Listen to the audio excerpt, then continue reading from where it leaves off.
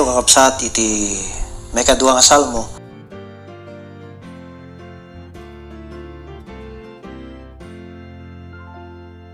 What a fellowship, what a joy divine, leaning on the everlasting. Makita tayo ditoy adda iti upat nga timek.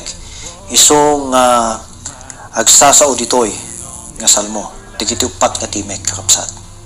Ti mo nang makita tayo nga timek ditoy from verses 1 to 3. Isu daytoy iti timek ti lubong nga agsasao agsarsarita iti panang rejectar ken kastameten panagrebelde dagiti tattao ti lubong kadijay Dios isumedlaeng nga nang parsua kadijay Dios isumedlaeng nga mga ayat ti tunggal may sa kanya tayo.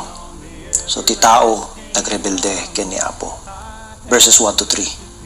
Ije may kadua nga timek ti ama agsasaumet laeng ken kastamet agtimtimek ti timek nga panangumsi kadagiti tattao ken kastameten timek nga panangkondenar kadagiti tattao. Verses 4 aging gana iti 6. Ti may katlo nga timek isu nga makita tayo kakabsat ket timek ni Apo Jesus nga isu na medlaeng iti agturay kayat nasawen ni Apo Jesus isuna iti rangtay tapnon dagiti so amin nga relasyon ti relasyon ti tao ken ni Apo Dios maragtayan ken ti relasyon dagiti tattao tapnon tunggal may sakit mabalin tayo nga biag nga daan iti talna ken kapya mabayan iti ayat ken parabor ti Apo. Ti may kapat nga timek nga makita tayo dito kakabsat ket ti timek ti Espiritu ti Dios isu nga agtigtignay ken kastameten mangi bagbaga iti panagserbi ken kastameten panangidaydayaw ken Apo iti napudno nga wagas. So makita tayo dito kakabsat iti upat nga timek. Dagiti upat nga timek.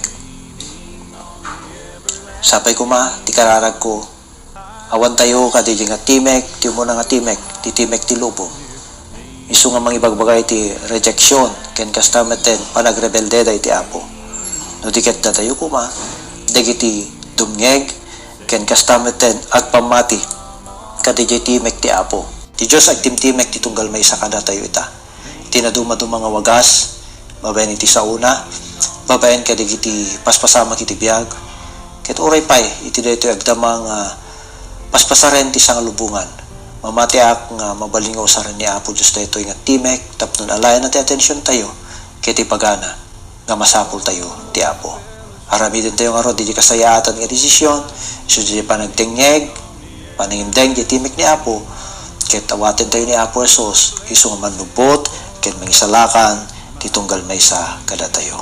Ning mga oras ket ni Apo Dios tagtultuloy nga bendisyon ti tunggal may sa.